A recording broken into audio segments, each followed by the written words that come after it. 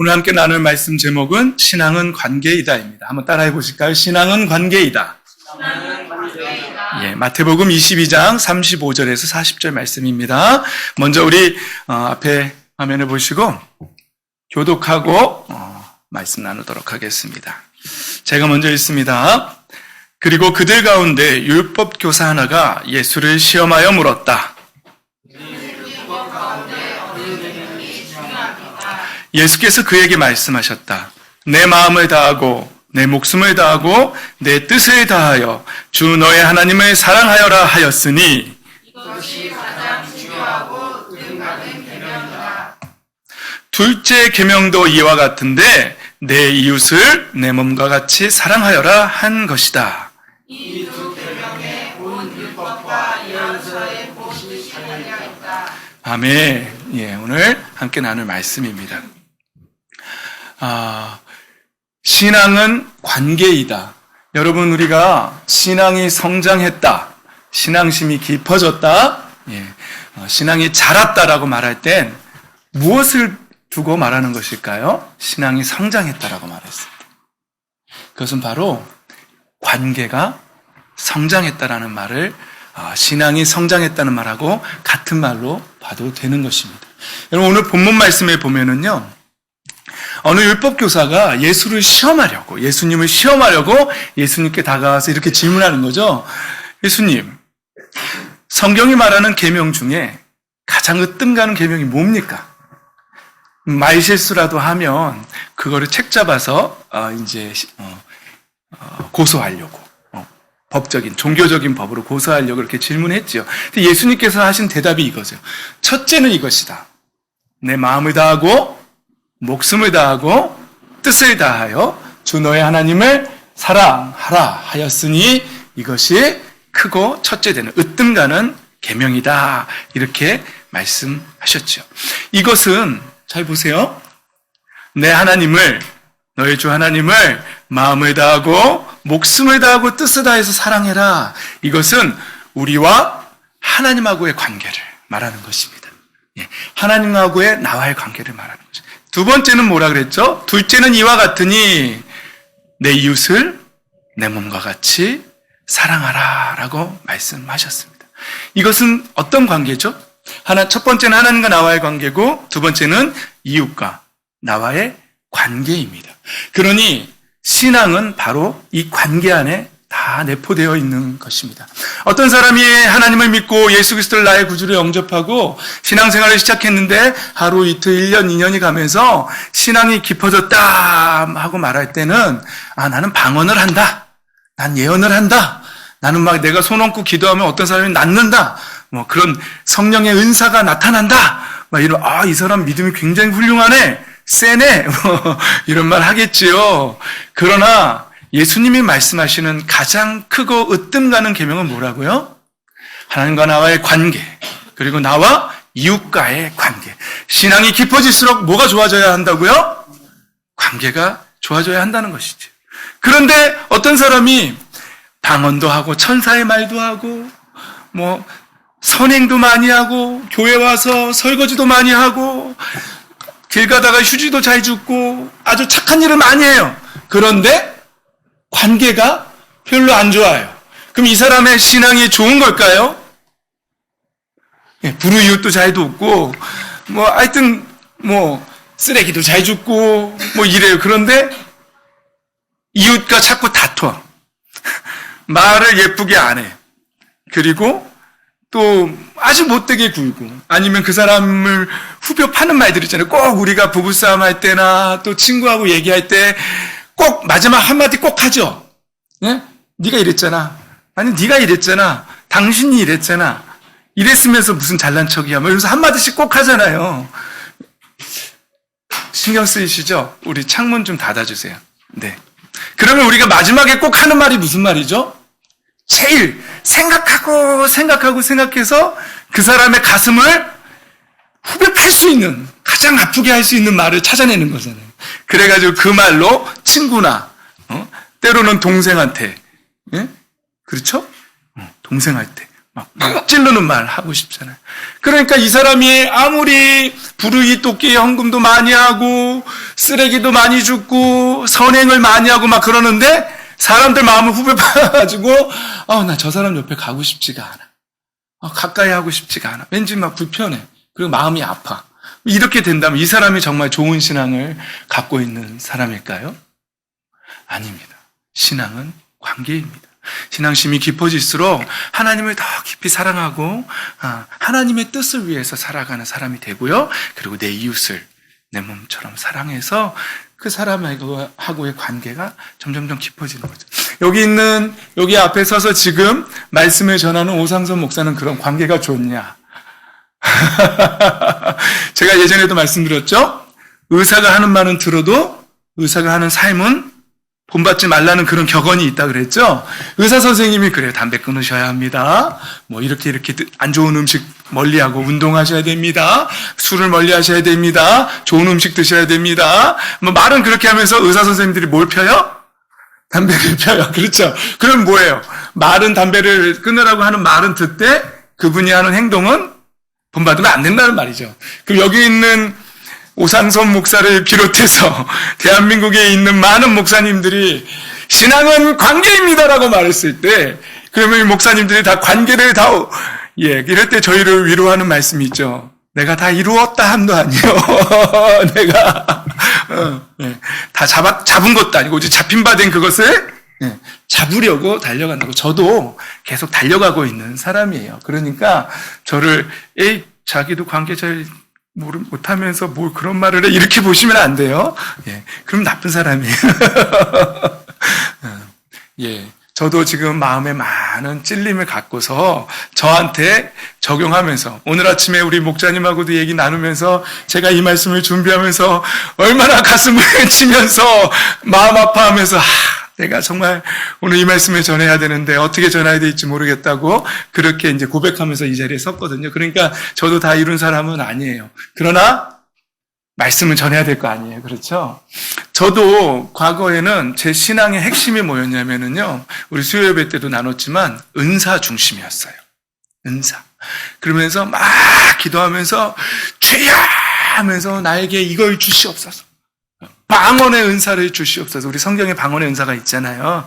그렇죠? 우리가 모르는 다른 나라의 말로 하나님의 비밀을 막 말하는 거거든요. 하여튼 방언이라는 게 성경에 나와요. 방언의 은사를 주십시오. 또, 막 그 상대방의 중심을 꿰뚫어 볼 수 있는 그런 투시의 은사를 찌리리리 막 하면서 너 어제 뭐 했지? 뭐 이런 거. 뭐, 투시의 은사를 주시옵소서. 내가 막 손을 얹고 기도하면 병이 막 낫는 신유의 은사를 저에게 주십시오. 막 그러면서 관계는 어떻게 변해갔다고요? 거기에 집중하면서 제가 이제 담임 목사가 되기 전에 부사역자일 때 부교역자들하고 서로 막 경쟁 관계에 있으면서 기도도 많이 안 하면서 나보다 기도도 못 하면서 막 이러면서 막 그러면서 그럼 그분들은 또 저 얄미운 놈 막 이러면서 서로 관계가 안 좋아지는 거죠. 그러면 그렇게 부사역자들끼리 관계가 안 좋은 걸 성도들이 보면 모를까요? 느끼죠. 교회 밖에 있는 사람들은 교회 안에 성도들이 서로 막 관계가 안 좋은 걸 보면 모를까요? 다 알아요. 그러니까 예수님이 너희가 서로 사랑하는 것을 보고 너희가 내 제자인 거를 사람들이 알 거다라고 그렇게 말씀하신 거잖아요. 그러니까 저도 과거에는 막 은사에 집중하면서 그래서 나 자신이 막 성령 충만한 거예요. 집중하면서 관계를 소홀히 한 거죠. 그런데 제가 말씀을 계속 읽고 기도하면서 묵상할수록 하나님이 원하시는 것은 우리 은사를 추구하는 그런 신앙이 아니라 신앙심이 깊어지고 신앙이 성장할수록 관계가 좋아지기를, 하나님과의 관계, 이웃과의 관계가 좋아지기를 원하시는구나 라는 걸 깨닫게 되기 시작한 거죠. 그래서 이제는 은사보다는 제 성품의 변화를 놓고 많이 기도하고 있어요. 그래서 운전하다가도 누가 확 끼어든다든지 요새 운전 못하는 사람도 되게 많거든요. 그러면은 욱한다 그랬잖아요. 그러면은 제가 뭐라 그런다고요? 이건 하나님의 성품이 아니야. 이건 하나님이 처음에 창조하실 때 만드셨던 것들이 아니야. 우리가 타락했기 때문에 타락한 본성에서 나오는 거야. 그러면서 저는 그거를 버리려고 노력하는 거예요. 그러니까 근데 우리가 모두가 다 욱하는 게 있어요. 근데 그거의 공통점은 뭐냐면요. 이 공통점 핵심은 이거예요. 운전할 때 나오는 것도 내 생각대로 하면 내 뜻대로는 이렇게 돼야 되는데 저 사람이 왜 저렇게 하지? 그러니까 내 뜻대로 안 되면 욱하는 거예요. 자식을 키우는데도요. 내 생각에는 내 새끼가 이렇게 하고 이렇게 했으면 좋겠는데 내 뜻대로 안 되는 거예요. 내 통제대로 안 되고요. 그러면 어떻게 되죠? 욱하는 거죠. 욱하는 거죠. 사회도 마찬가지예요. 이래야 되는데 태극기 드신 분들은 촛불 든 인간들이 이래야 되는데 안 하면 열받는 거죠. 촛불 드신 분은 태극기 분들이 자기 마음에 안 드는 거예요. 서로 막 마음에 자기 뜻대로 안 되는 거예요. 그러면 욱하는 거예요. 모든 싸움의 다툼이 다 거기에 있어요. 내 뜻대로 안 되는 거예요. 내 통제대로 내가 원하는 대로 안 되면 욱하는 거예요. 그게 타락한 본성의 핵심이에요. 그래서 아담과 하와의 첫째 아들 누구죠? 가인이. 동생을 왜 죽였죠? 내 마음대로 안 되는 거예요. 나는 내 뜻대로 했는데 하나님 앞에 거절받은 거잖아요. 근데 너는 왜 하나님이 네 예배는 왜 받아? 그러면서 욱해서 죽인 거잖아요. 그러니까 그게 타락한 본성의 핵심이에요. 욱하는 거. 욱하는 거의 핵심은 뭐라고요? 내 뜻대로 안 되는 거. 이 세상엔 내 뜻대로 안 되는 게 많습니다. 우리는 누구의 뜻을 추구하면서 살아야 될 사람들일까요? 하나님의 뜻입니다. 먼저 그의 나라와 그의 뜻을 구하라. 예수님 분명히 말씀하셨어요. 선포하셨어요. 부탁하셨어요. 그러니까 우리는 근데 이 땅 위에서 우리가 내 뜻대로 하려고 해요. 그리고 기도도요. 내 뜻을 이루려고 하나님 이렇게 해 주십시오. 안 되면 하나님께도 욱해요. 되게 웃겨요. 우리가 사람한테만 욱하는 게 아니라 하나님께도 욱해요. 내가 이렇게 기도했는데 왜 안 해주십니까? 그러면서 욱해가지고 요나 같은 사람은 뭐라 그랬죠? 죽이라고 말이죠. 날 죽이라고. 그때 하나님이 막 기가 막혀서 야 네가 나한테 지금 화내는 게 맞냐? 옳으냐? 이렇게 물어보면은 옳지요. 내가 죽기까지 화내도 옳지요. 막 그렇게 하는 게 요나 선지자님의 신앙이었죠. 우리가 그분보다 나은 건 없어요. 그렇죠? 그러니까 우리가 신앙이 깊어질수록 내 뜻을 버릴 줄 알아야 돼요. 내 뜻을 버려야지만 관계가 좋아집니다. 내 뜻, 내 고집을 앞세우면 사람하고의 관계도 깨지고 하나님도 속상해하시고 신앙은 성장하지 않는 것이죠. 자, 오늘 말씀해 보면 첫 번째는 누구와의 관계라 그랬죠? 하나님하고의 관계. 이건 정말 중요한 겁니다. 하나님하고의 관계. 우리는 하나님과 어떤 관계인가요? 하나님이 옆집 아저씨인가요? 네. 하나님은 TV에 나오는 연예인이신가요? 아니에요. 우리는 하나님과 자녀의 관계입니다. 성경은 이렇게 말하죠. 그를 맞아들인 사람들. 곧 그 이름을 믿는 사람들은 어떤 특권을 주신다고요? 하나님의 자녀가 되는 특권을 주시겠다고. 이거는 인간 오상선 목사의 말이 아니라 성경에 기록된 하나님의 선포예요. 이건 그리고 계약이에요. 우리가 집을 계약할 때도 계약서를 쓰잖아요. 이건 계약이에요. 신약이라 그러잖아요. 구약은 뭐죠? 옛 언약. 신약은 뭐죠? 새로운 언약. 약속이에요. 예수님과 우리와 맺은 약속, 계약이에요. 계약. 그래서 언약 신약이라고도 말하고 계약 신약이라고도 말하고 신학 공부하시는 학자분들이 그거를 그렇게 말해요. 계약 신약. 그래서 계약 구약부터 신약까지 하나님과 우리가 맺은 모든 계약, 언약을 약속만 계속 끄집어내서 찾아내서 그걸 풀어낸 신학이 계약 신학이에요. 그런 신학이 있어요. 이건 계약이고 언약이에요. 그리고 우리가 마음의 문을 열면 어떻게 하시겠다고요? 예. 보아라. 내가 문 밖에 서서 우리 요한계시록 3장 20절 한번 선포하듯이 한번 읽어봅시다. 시작. 보아라. 내가 문 밖에 서서 문을 두드리고 있다. 누구든지 내 음성을 듣고 문을 열면 나는 그에게로 들어가서 그와 함께 먹고 그는 나와 함께 먹을 것이다. 예, 그렇습니다. 예수님은 우리 마음 문에서 계속 두드리고 계세요. 우리에게 원하시는 거는요, 딱 한 가지밖에 없어요. 구원의 조건. 딱 한 가지. 뭐죠? 마음의 문을 여는 것입니다. 그 믿는 것입니다. 그 영접하는 것입니다. 아무리 착한 선행을 많이 한다 그래도 하나님은 그걸 보시는 게 아니에요. 하나님은 딱 하나만 보는 거예요. 뭐라고요? 마음의 문을 열고 예수님을 모셔드려요. 지난주에도 설명했잖아요. 영접하는 거라고 그렇게 말하는 거죠. 영접의 반대말은 뭐라고요? 거절하는 거잖아요.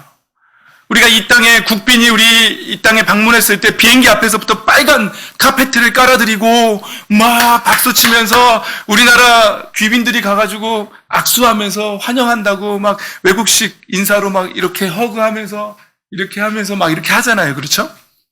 그런데 그 영접의 반대말은 뭐라고요? 지금 아직은 우리 만약에 북한의 그 수장이 우리나라에 방문하면은 우리나라에서 계란 던질 사람들이 많겠죠. 막 밀가루 던지고. 그건 뭐예요? 영접이 아니죠. 그러니까 영접의 반대말은 거절이라는 거죠. 우리는 딱 그것만 있는 거예요. 예수 그리스도를 나를 위해 이 땅에 오셔서 나의 죄를 대신해서 십자가에 못 박혀 죽어주신, 나의 죄값을 대신 치러주신 예수 그리스도를 내 마음의 문을 열고 영접했냐? 아니면 거절했냐? 그 딱 한 가지만 가지고 우리는 구원받냐? 구원받지 못하느냐가 결정되는 것입니다. 그 외에 다른 조건은 아무것도 없어요. 그냥 마음의 문만 열면 돼요. 그러면 하나님께서 우리를 보실 때, 하나님 아버지께서 우리를 보실 때, 엄태윤을 딱 볼 때, 엄태윤이 얼마나 휴지를 많이 줍고, 가난한 사람을 많이 도와주고, 막 그런 일을 했냐를 보는 게 아니라, 엄태윤의 마음속에 예수님이 계신가? 성령님이 계신가? 계시지 않는가? 그거 하나만 딱 보시는 거예요.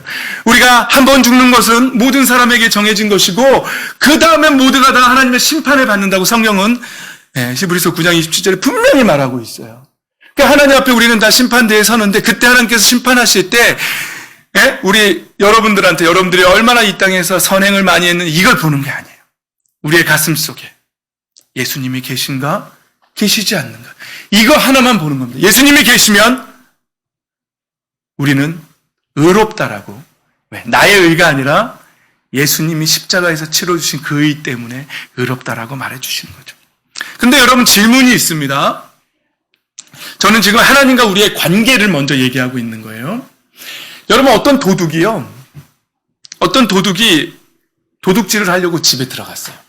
근데 그 집주인들은 영화를 보러 나가 있었대요. 이제 오랜만에 두 부부가 영화를 신나게 보고 왔는데 집에 도둑이 들어온 거죠. TV도 훔쳐가고 냉장고는 너무 무거워서 놔두고 귀중품도 다 훔쳐가고 막 이런 거죠. 근데 자세히 봤더니 이 도둑이 도둑질을 하다가 배가 고팠는지 라면을 끓여 먹은 거예요.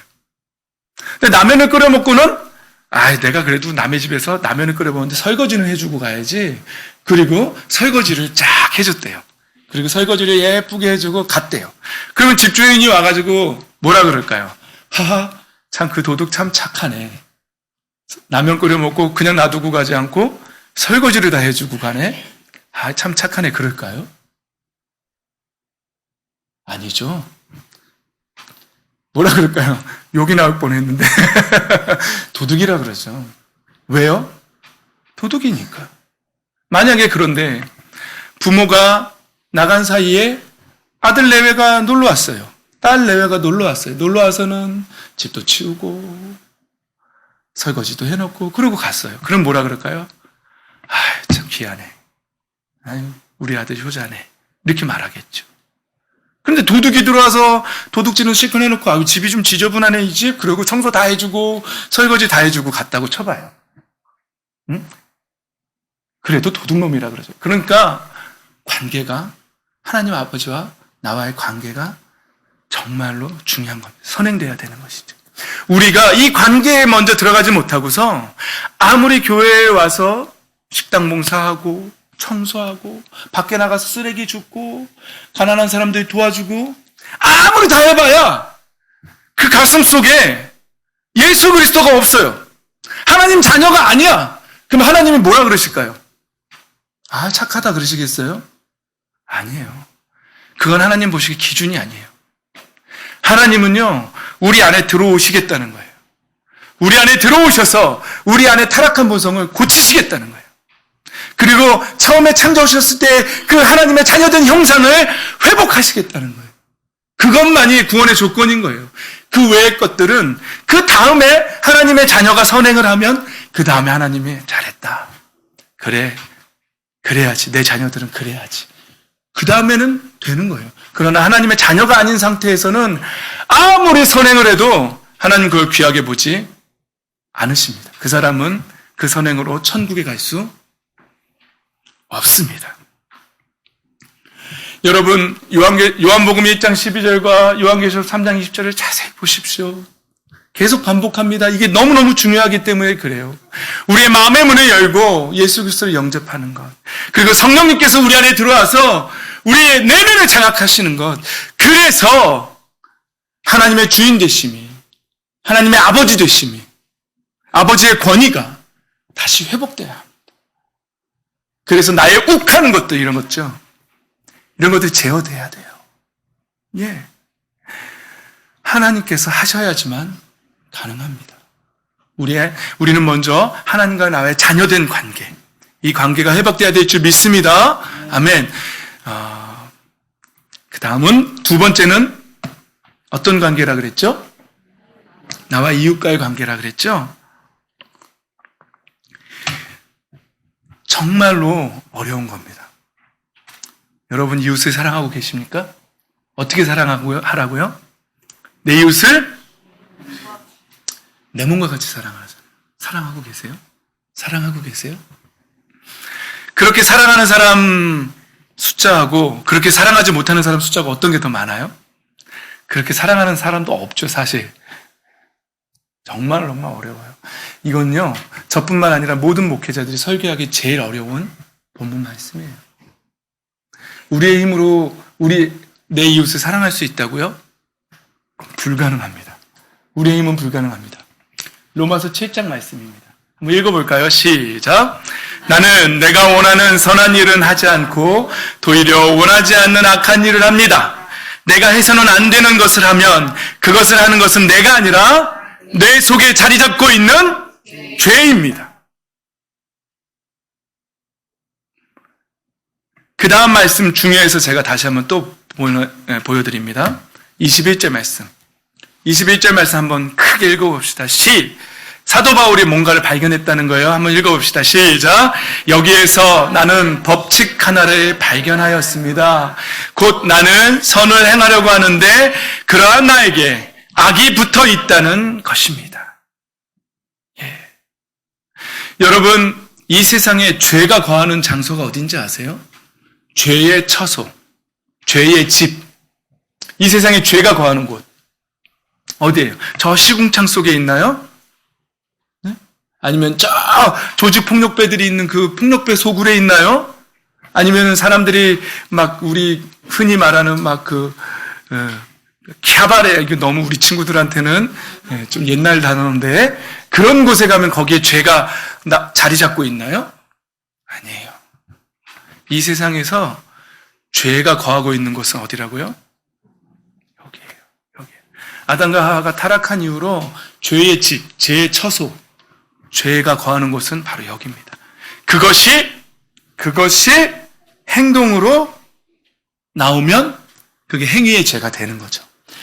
그 죄가, 타락한 죄가 폭력으로 나와서 그 폭력배들이 조직을 형성해서 나오면 그 조직 폭력배가 되는 거 아니겠습니까? 그 타락한 본성이 나를 어떠한 중독으로 막 끌고 갈 수도 있는 거 아니겠어요? 약물 중독. 그렇죠. 그러니까 이 안에 있는 죄가 나를 막 그렇게 끌고 가는 거예요. 그 다음 말씀에 이렇게 하는 거예요. 사도 바울이 나는 속사람으로는 하나님의 법을 즐거워하나 내 지체에는 다른 법이 뭐라고요? 죄. 있어서 내 마음의 법과 맞서서 싸우며 내 지체에 있는 죄의 법에 나를 포로로 만드는 것을 봅니다. 포로로 만든다는 건 뭐예요? 포로가 되면 어떻게 되는 거예요? 뒤에서 총 들고 네? 앞으로 가! 그러면 포로는 어떻게 해야 돼요? 이러고 가는 거죠. 아니면은 네? 강제로 막 끌고 가기도 하고 그러잖아요. 그러니까 사도 바울이 지금 뭐라고 말하는 거냐면요. 내가 한 법칙을 하나 발견했는데 내가 사도 바울이 예수님을 믿었잖아요. 부활하신 예수님을 믿었잖아요. 그랬음에도 불구하고 예수님을 사랑하는 마음이 여기 있는데, 근데 이런 거 하나가 있어요. 왜 법이라고 말했냐면 법에는요, 힘이 있어요.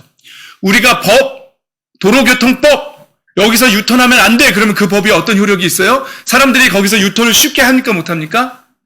하게 되더라도 경찰이 있나 없나 하면서 왠지 양심의 가책을 받으면서 하잖아요. 그게 뭐예요? 법에는 어떤 힘이 있어요. 효력이 있어요.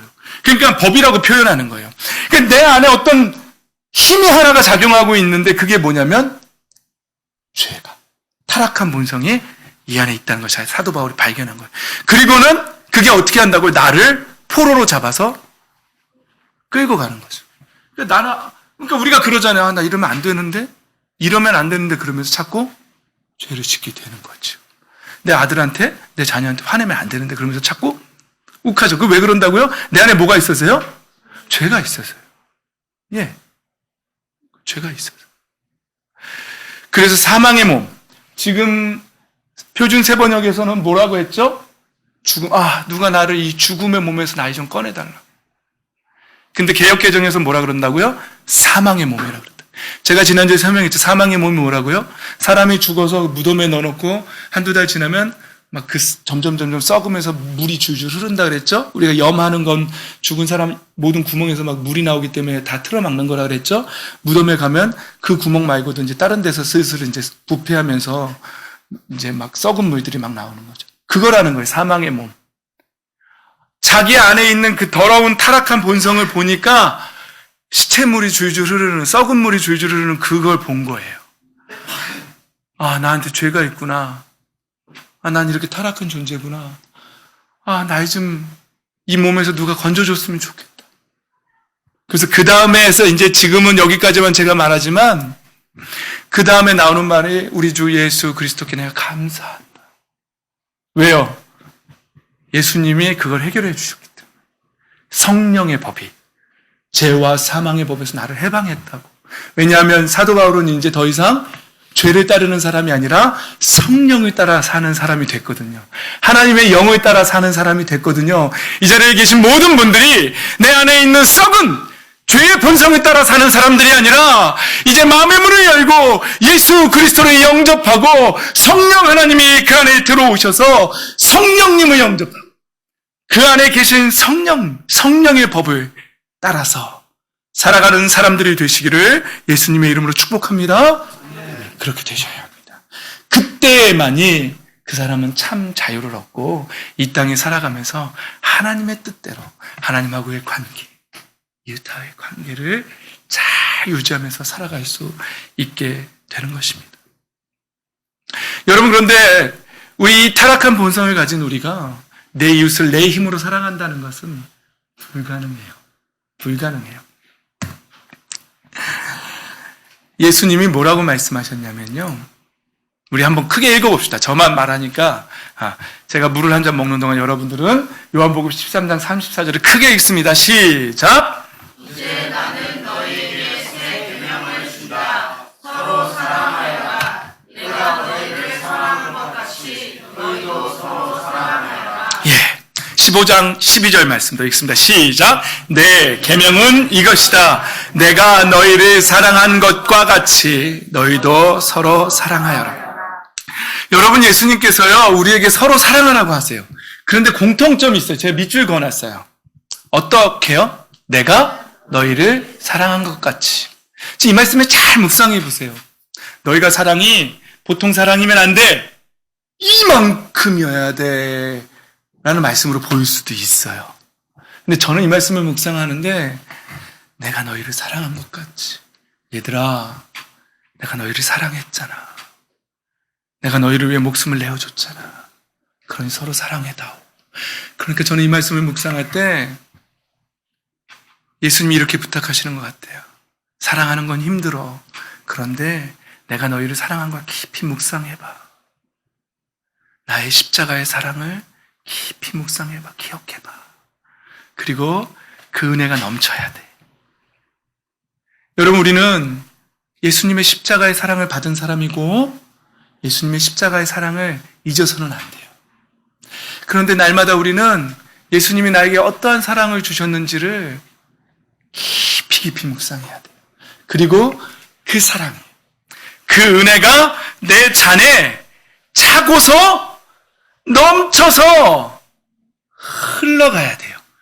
그 사랑이 흘러갈 때에만 우리는 그 흘러가는 은혜로, 흘러가는 사랑으로 내 이웃을 사랑하게 될 줄 믿습니다. 아멘. 내 힘으로는 안 돼요. 내 노력으로는 절대로 내 이웃을 사랑할 수가 없어요. 원수 같아요. 그 사람이 특히 나한테 한 행동을 생각해 보면 용서할 수가 없어요. 그러나 예수님은 우리에게 말씀하세요. 내가 너에게 사랑을 주었잖니. 내가 네 발도 닦아줬잖니. 내 사랑을 깊이 생각해. 그리고 그 은혜가 넘쳐야 된다. 그 사랑이 넘쳐 흐를 때에만 우리는 하나님이 말씀하신 그 사랑, 내 이웃을 내 몸과 같이 사랑하는 그 사랑을 우리는 지킬 수 있습니다. 우리는 날마다 우리가 해야 할 것은 그 예수님의 사랑을 날마다 묵상해야 돼요. 근데 우리의 삶을 한번 돌아봅시다. 우리가 만약에 날마다 세상에 무엇을 먹을까? 무엇을 입을까? 무엇을 먹을까? 이것만 염려하다가, 아니면 오늘은 뭘 즐길까? 오늘은 PC방에 가서 무슨 게임을 할까? 우리 친구들한테 비교하면, 하여튼 그걸 하지 말라는 얘기가 아니에요. 잘 들으세요. 거기에 온 정신이 집중된 인생. 예. 뭘 먹을까에 집중돼 살다가 이 세상 가치관에, 이 세상에 속한 욕심에 사로잡혀 살다가 갑자기 이 말씀 딱 받아봐요. 내 이웃을 내 몸과 같이 사랑하라. 뭐라 그러겠어요? 나는 나도 못 사랑하는데 뭘 내 이웃을. 불가능.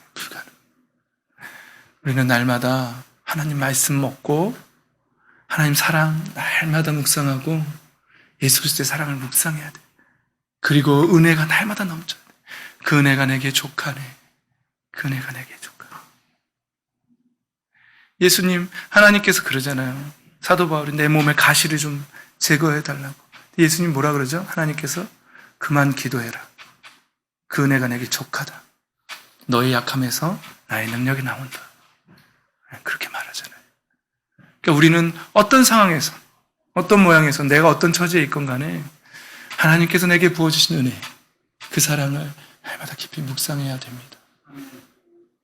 여러분, 이제 말씀을 정리합니다. 첫 번째, 하나님과의 나와의 관계가 중요합니다. 도둑이 도둑질하고 그 집 아무리 청소해주고 설거지 다 해줘도 도둑은 도둑입니다.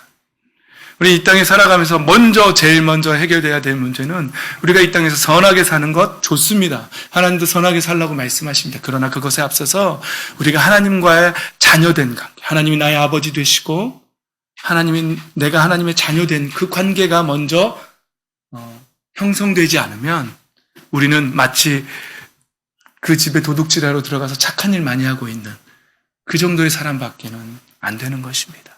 먼저 하나님하고의 사랑의 관계에 자녀된 관계를 회복하십시오. 그래서 아까 제가 말씀 나눴던 것처럼 마음의 문을 열고 예수 그리스도를 영접하십시오. 그래서 하나님의 자녀가 되십시오. 하나님의 조건은 딱 하나입니다. 교회에다 많은 헌금을 내라는 것도 아닙니다. 밖에 나가서 엄청난 선행을 하라는 것도 아닙니다. 예수님이 타 종교에서 말하는 것처럼 그 성지에 가서 꼭 순례를 하라는 것도 아닙니다. 딱 하나입니다. 마음의 문을 열고 영접하라는 겁니다. 여러분, 이 시간에 다시 한번 여러분들을 초대합니다. 오늘 이 시간에 마음의 문을 열고 예수 그리스도를 마음에 영접하고 모셔드리고 하나님의 자녀가 되기를 원하십니까? 예. 진정으로 원한다면 제가 한번 기도하겠습니다. 기도할 때 이 기도를 여러분 눈 감고 한번 따라 하십시오. 그러나 여러분, 하나님은 다 아십니다. 진심인지 아닌지 다 아십니다. 진정으로 원하시는 분들만 이 기도를 따라 하시면 좋겠습니다. 제가 기도합니다. 눈을 다 감아주십시오. 다 감아주십시오. 하나님, 제 마음의 문을 열고 예수님을 영접합니다. 내 마음속에 들어와 주세요. 하나님, 저는 죄인입니다. 하나님, 저는 해서는 안 되는 일을 했습니다. 해야 할 일을 안 했습니다. 그러나 예수님께서 내 죄를 위해 돌아가신 것을 믿습니다.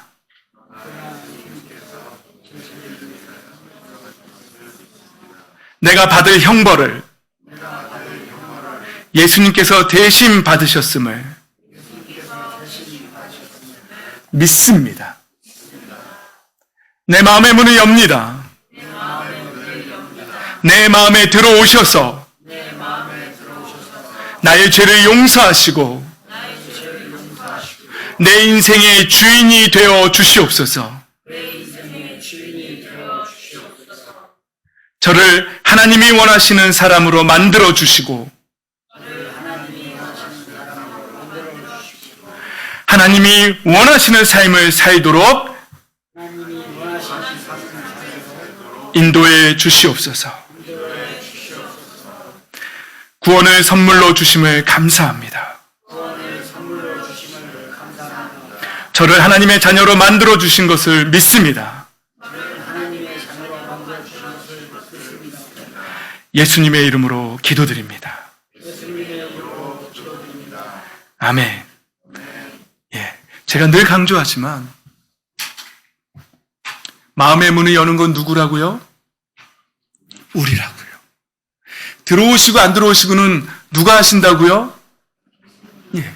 그러나 말씀에는 뭐라고 계약되어 있죠? 약속되어 있죠? 마음의 문을 열면 들어가겠다고 약속하셨어요. 안 들어오시면 하나님은 거짓말쟁이가 됩니다. 그럼 우리가 이 시간에 진심으로 마음의 문을 열고 기도했다면 오늘 이 시간에 예수님께서 우리의 마음에 들어오셨을까요? 안 들어오셨을까요? 들어오셨습니다. 이제 예수님과 동행하십시오. 예수님을 구주로 모십시오. 여러분, 아담과 하와가 타락했을 때 뭐가 망가졌냐면요, 하나님의 하나님 되신, 하나님의 아버지 되신, 아버지의 권위, 아버지의 주권이 다 무너졌어요. 그러나 이제 하나님이 원하시는 것은 마음의 문을 열고 예수 그리스도를 영접한 사람들 안에서 하나님의 주권이 회복되기를 원하십니다. 어떤 사람은 교회 다니면서 예수님을 영접했다고 하면서 예수님을 그 마음 저 구석쟁이에다가 처박아 놓고 예수님 거기 계세요. 아직은 제 마음대로 살 거예요. 그러면서 주권이 회복되지 않은 사람들이 있어요. 그러나 예수님을 정말로 영접한 사람들은요, 예수님이 나의 종이 아니라 어디에 계셔야 되죠? 주인의 자리에 계셔야 됩니다. 예수님은 우리의 구원의 주이십니다. 우리를 구원해 주신 것뿐만 아니라 다시 하나님이 처음에 창조하셨을 때 하나님의 하나님 되신 그 주권이 다시 회복된 것이 진정으로 예수님을 영접한 사람들입니다. 이제 여러분들이 영접 기도를 따라 하셨으니 하나님은 분명히 계약대로 약속대로 우리의 마음속에 들어오셨습니다. 이제 주권이 회복되는 것만 남았습니다. 주권을 회복하십시오. 그리고 하나님하고의 관계, 날마다 하나님과 동행함으로 성장하십시오. 더 깊이 사랑하십시오. 마음을 다하고 목숨을 다하고 뜻을 다하여 하나님을 사랑하는 삶을 살아가십시오. 그리고 내 이웃을 용서할 수 없는 사람조차도 용서하면서 나의 힘으로 된다고요? 안 돼요. 언제 가능하다고요? 예수님이 나에게 부어주신 사랑을 깊이 묵상하고 그 사랑이 넘쳐 흐를 때만 가능하다. 그래서 내 이웃과 나와의 관계가 회복되어서 하나님이 기뻐하시는 진정으로 성숙한 사람, 하나님과 이웃과의 관계가 온전히 회복되는 그런 하나님의 자녀가 되시기를 예수님의 이름으로 축복합니다. 아멘.